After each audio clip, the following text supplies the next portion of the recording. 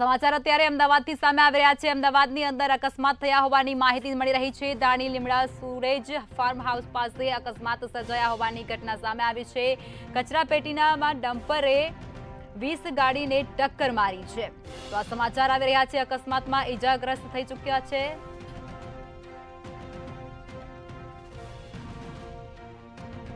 Driver truck મૂકી અને ઘટના સ્થળેથી ફરાર થઈ ચૂક્યો છે। કચરાપેટીના ડમ્પરે i20 કારને ટક્કર મારી હતી અને અકસ્માત સર્જ્યો છે।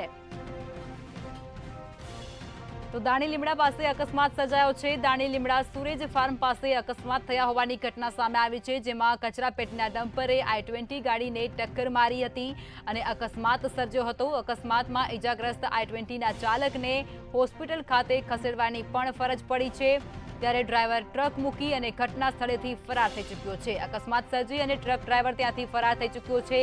કચરાપેટીના ડમ્પરે i20 ગાડીને ટક્કર મારી હતી અને ત્યારબાદ તે ત્યાંથી ફરાર થઈ ચૂક્યો છે। અકસ્માતને લઈને સમાચાર અમદાવાદથી મળી રહ્યા છે। દાણી લીમડા સુરેજ ફાર્મ પાસે અકસ્માત સર્જાયા હોવાની ઘટના બની છે।